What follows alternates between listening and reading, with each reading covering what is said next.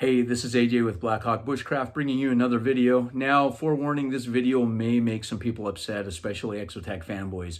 Although I have no problem with Exotac products, my dealings with the company in the past haven't been all that great because of transparency issues, which I'll get into and explain a little later in this video. As such, I've held a strong opinion to share the negative experience with other people and to be vocal as to the reasons why I haven't supported Exotac in the past. I realize that my past experience with Exotac may be very different from great experiences that other customers have had with the company. That's fair, and some folks are welcome to agree or disagree with me. I'll even go as far as to establish that one bad experience with a company may be more the exception and not the rule. As such, to be fair and objective, I decided to reach out again to Exotac with my questions. Stay tuned to see what they had to say. So I recently came across a YouTube feed of a video of a channel reviewing this item here, the DOSMAMZ fire starting device. Now, if you look at this product, it looks very similar to this one here, which is the Exotac Nanostriker XL. That said, in my opinion, this DOSMAMZ product is a far cry different from being an illegitimate counterfeit of this item here, nor is the company selling their product as an Exotac branded counterfeit as if it were a legitimate Exotac product. While it is obviously apparent that they are going for a similar Exotac design, they are selling it as their own product and doing nothing to tie their product to the Exotac brand. Now I want to show you here the differences. You can see that the DOSMAMZ fire starting device is slightly larger than the Exotac. The coloring is different. The milling, while similar, is very different. Off-brand and generic versus branded with Exotac. You've got your striker device here, which is kind of like an I-beam or a C. Yeah, kind of an I-beam design to it. And put that down here, and then you've got the NanostrikerXL,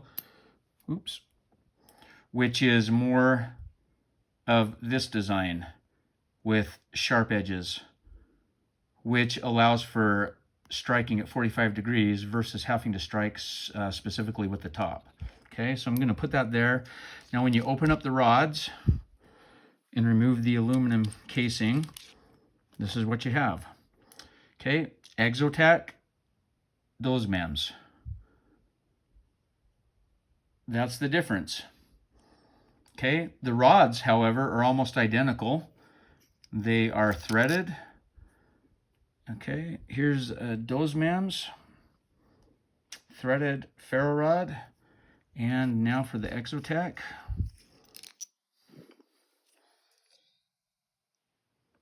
Check that out. Same rod, same diameter. However, Exotac obviously does take more time and consideration in giving you a thread count that allows for a much more secure ferro rod. Okay, let me just go ahead and put these back together. Okay, DOSMAMZ and Exotac. Okay, and then the whole concept is to use the aluminum container, thread it on like this, and here you have a handle with a dedicated striker for striking the ferro rod. This is what I will say about the DOSMAMZ. And when you try to thread this on, it's very gritty and does not thread quite as well. So you are getting a much better product here in machining quality than you are here with a similar designed product. Okay, Exotac also includes a piece of fire cord, which is generic fire cord, and I'll get into generic a little bit later too. Here with the DOSMAMZ, it's just a regular piece of black 550 cord, probably off-brand as well. Okay. Well, apparently to some folks, the off-brand design similar to the original does matter, especially those variety of low-life YouTube trolls that feel the need to prove their self-appointed title and position of consumer trading justice Nazi when no freaking injustice actually exists. You know the type, those who temper tantrum through disparaging comments against YouTube channels and the reviews for reviewing an off-branded product versus the original. These are those who have such insecurities within their character that they believe that if they stand in support only for the original product by demeaning the off-brand and everyone who uses it, they somehow stand at a higher level of morality than everyone else they place beneath them. They are simply fools on a fool's errand.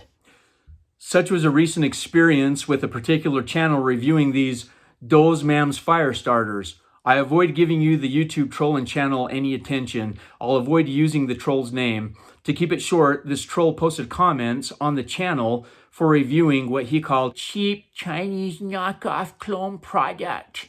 And for anyone who sees them to buy the original.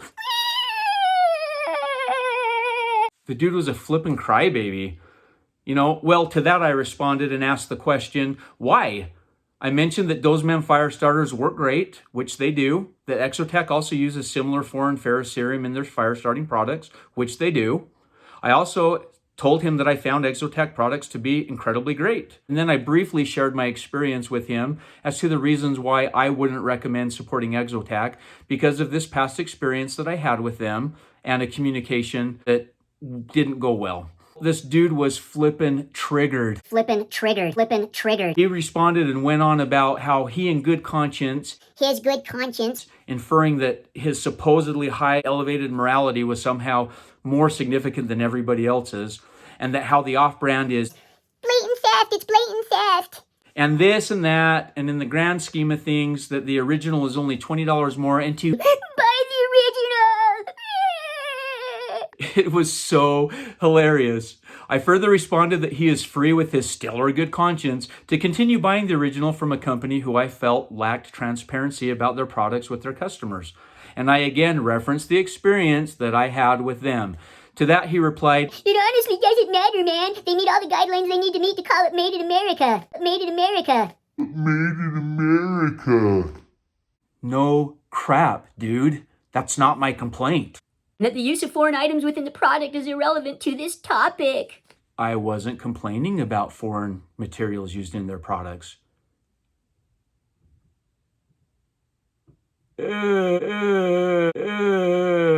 He then went on again about how this knockoff product right here, this knockoff product, is no different than the Rolexes that are counterfeited that are being hawked all over the place. But in that case, if a consumer is able to save thousands, if not tens of thousands of dollars, that might be more justified than simply saving $20 over this original product right here. He then again told me to go and buy the real one, man. Dude, I freaking own the real one. I have no problem with the product. Duh. I also own some of these that are the off-brand models. Who flipping cares? Well, all I can say is so much for Mr. Troll's morality compass that only points north based upon the amount of money saved on the purchase of a non-original product. Apparently, if the savings amount to thousands of dollars in a counterfeit Rolex, that's somehow justified. But if you're only saving $20 on this product right here, go buy the original. How dare you not buy the original if you're only saving $20? Yeah. I tried to respond again to this dude. Oh, man.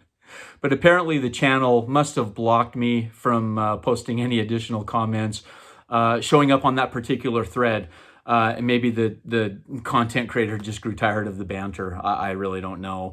I found that I was able to post comments to other comments on that video, just not to this troll that was having a flipping conniption fit over what he was considering a counterfeited, illegitimate theft product. I did find it very surprising though, and I don't know if it was the content creator because the channel is very pro-American, very pro-Constitution, very pro-Second Amendment, very Christian. And so it didn't make sense to me that the content owner of the channel would be so communistic to censor something that had no profanity in it, was merely just me expressing an opinion. Whatever, I have no idea. So I'll give them the benefit of the doubt that it may not have been them. It may have been something with their filters, or it may have even been YouTube. because we all know that they do censor. So back to Mr. Troll, I found it funny and pretty interesting that the dude's logic couldn't even address and respond to my reasons for not wanting to deal with them. And that my concern had nothing to do with their products. Again, this is a great product. I have no qualms about this or any other product released by Exotac. They're fantastic products. Let me make that clear one more time. They are fantastic products. They are fantastic products. They are fantastic products. My issue is with the company, not the product. They are fantastic products. Could I make that any more clear? Apparently, reading comprehension obviously isn't a strong point with this guy. My issue, again, had nothing to do with the products, but rather a concern with their choice to not be transparent when I asked about their products, which I will get into in just a bit. Not to mention, Little crybaby trolls product comparison was significantly flawed. Dude, you're comparing this, a generic, to an original, okay? As in the same category as a counterfeit Rolex, which is branded as a Rolex, which is sold as a Rolex, okay? Or a plethora of other products that are branded and sold as the original. Like if this had Exotac written all over it and it was sold as this, then yeah, you might have a point. But if not, it's just endless and unnecessary whining. You got that? This DOSMAMZ product is nothing of the sort. It's not being sold, branded, nor counterfeited and passed off as if it were an original Exotac product. I also found his assumption so silly that just because somebody is okay using and recommending an off-brand product, that must mean that they can't and refuse to use the original item. Dude, it's not uncommon for people to use original items of some brands and off-brands of similar items. Bic lighters versus butane lighters. Again, even Exotac, generic fire cord versus the real actual fire cord. It happens all the time. Get over it. I mean, I don't even know what to say in response to other than that, than what a stupid and misplaced assumption. It's not uncommon for folks, again, to use originals and off-brands of a variety of items for a bunch of different reasons. Okay, enough about Mr. Troll, and let's get to the real issue behind why I have not been supportive of Exotac.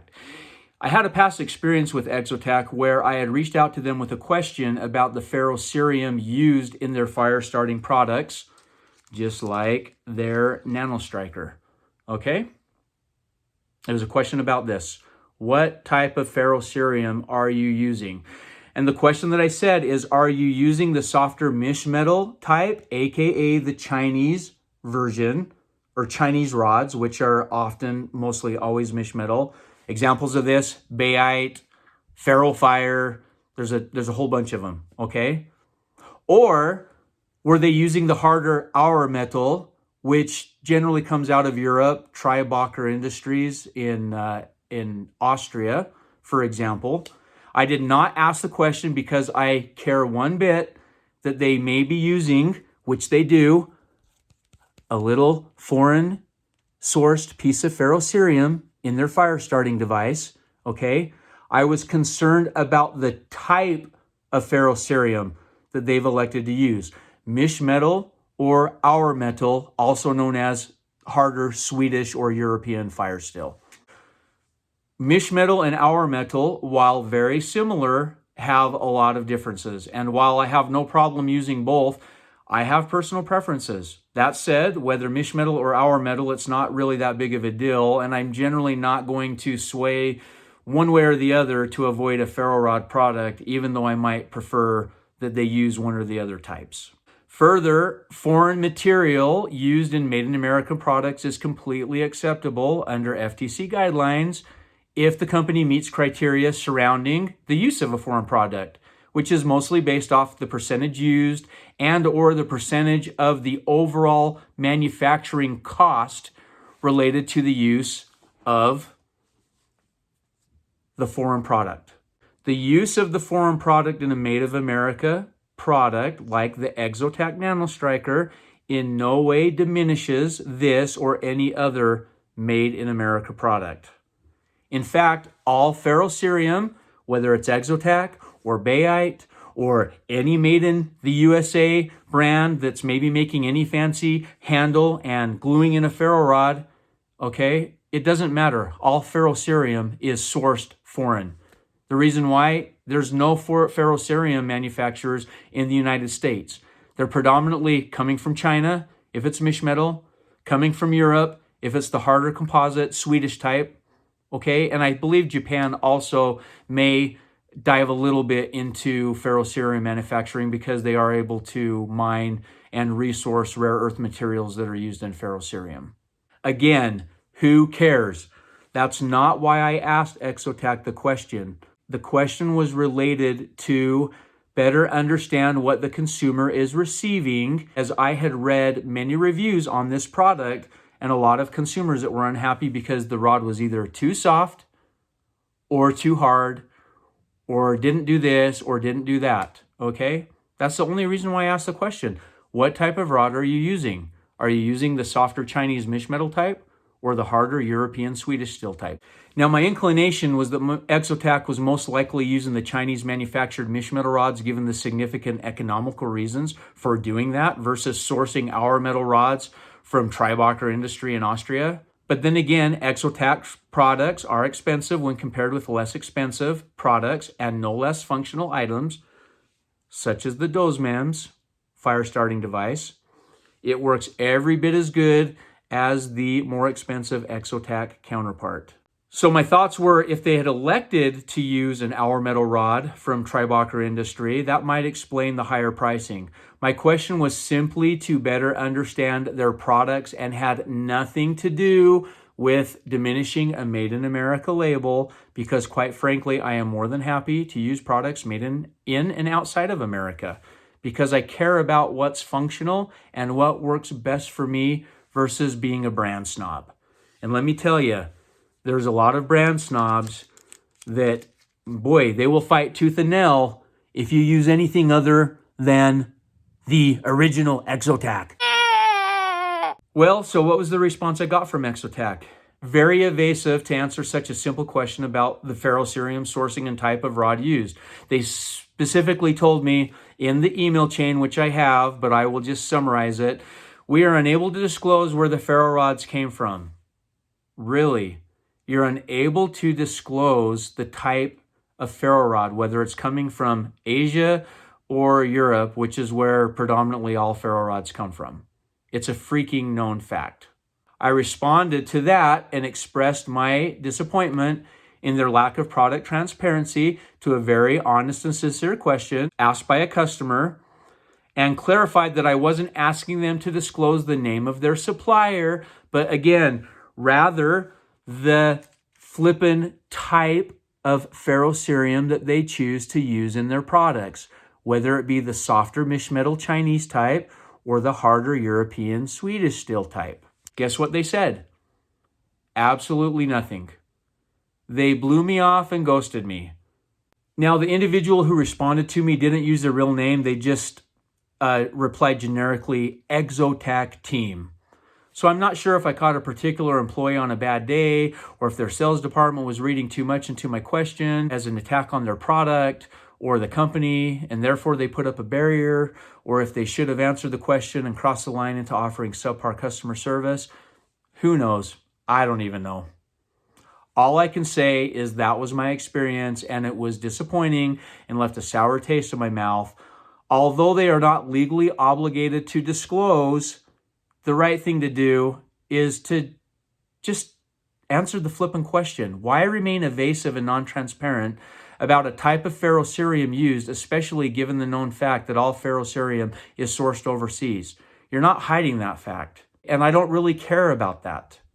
Now, as a result of that experience, I began to search what I could find online as to the types of rods Exotac uses in their products, and I came across a Bushcraft forum where one of the main contributors, Andy over at 5 Coal Survival Supply, Great company and great people over at 5-Coal. That's where I've purchased my Hill People gear products. Fantastic to work with.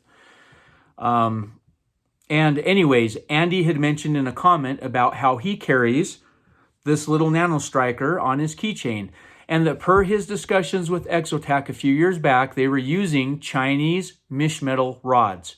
He mentioned that he had discussed at length with them to perhaps mill his 1/4 inch Austrian hour metal blanks to fit the NanostrikerXL, XL, and maybe even doing a custom run as a 5-Coal NanoStriker with the original hour metal ferro rods. He said that he still likes the idea, but at the time, Exotac had more business than what they could cover, and that it was very hard to schedule a custom run with them. He mentioned that he didn't prefer the softer Chinese mish-metal type ferro rods because they were, in his opinion, more difficult to strike than the Austrian rods, and they wear out faster. That was the post in the forum as of December 2022. So, Exotac is using Chinese mish-metal ferro rods. Surprise, surprise. Not a shocker. And it's not a big deal. They had no problem discussing this very issue with Andy when asked about it, but for whatever reason, they felt inclined to just be evasive and pretend they didn't know and to not reply to emails when other customers ask. It makes no sense that they wouldn't answer those types of questions, and might actually behoove them to post a FAQ on their website, because obviously Andy cared about it, I care about it, many other people in the forum care about it, not because they're using a foreign source material, but because there are those of us that, depending on the product, prefer a harder rod than the softer mish-metal type. At the beginning of the video, and to give them another opportunity and chance to respond to a very simple question, I mentioned that I decided to reach out to Exotac again with the same questions as before about what type of rod they use in their fire starting products. Albeit, I reached out from my Blackhawk Bushcraft email account versus my personal one, and I used my real name versus my nickname AJ, as to hopefully not draw a connection of them dealing with the same customer. They provided very prompt and timely response to my inquiry. Let me share with you the details of this interesting conversation. In my email, I pretty much reached out and said, hey, I have a question about the products that you make. I understand that all of your CNC machining is done in-house and made in America. What about your ferro rods? Are they also made in America? Sincerely, Alan. And to that, this was the reply that I got. Hey, Alan, thanks for reaching out, more or less. Our ferrocerium rods are actually sourced, and then they went on to explain that then when they receive them, they actually do the threading and the fit and finish all in-house. Perfect. I then reached out again and said, hey, thank you so much for the kind reply. I love your products. Could you tell me what type of ferrocerium you are using in your products? Are you using the softer mish-metal type, aka Chinese ferro rods, or are you using the harder composition, aka European/Swedish ferro rods? The agent responded again, said, thank you for the question. I believe we are using mish-metal ferro rods, although I'm not 100% sure. If there's anything else I can do for you, let me know. Have a great day, or something like that. So, pretty cool. And makes me feel a little bit like a schmuck for not giving them a chance, and understanding that just like me, other people have bad days too, which maybe explains the initial experience that I had with them. A much different experience than my previous one. I asked the question, got the response that the rods are sourced, but then threaded in-house, and that although the agent was not 100% sure, he or she believed that the rods used were of the Chinese mish-metal variety. Completely consistent with what Andy had discussed in the forum based on his conversation with them. Good on you, Exotac. Thank you for being transparent and open about your product details. That's all I ever wanted. I greatly appreciate your prompt response for not repeating such a ridiculous, silly, and evasive behavior to not respond to a customer's question about the foreign source ferrocerium used in your ferrocerium products. I kind of feel like a schmuck right now. Yeah. I guess everybody's entitled to a bad day, even Exotac. So while I may have changed my mind and opinion about Exotac, and I'm more than willing to give them the benefit of the doubt that my first experience with them must have been more the exception and not the rule, what are my final thoughts about the products and the DOSMAMZ off-brand? Okay. Well, the first thing, I do not consider the DOSMAMZ fire starting product to be a counterfeit being sold, manufactured, and passed off as the original Exotac Nanostriker. Okay? It's absurd that anybody would even make that claim. They share similarities, but they are a far cry different. That's all I'm going to say about that. Does it share design features with the original? Yes, it does. But who really cares outside of YouTube, consumer trade injustice Nazis that like to troll on other people's channels? To buy the original, man.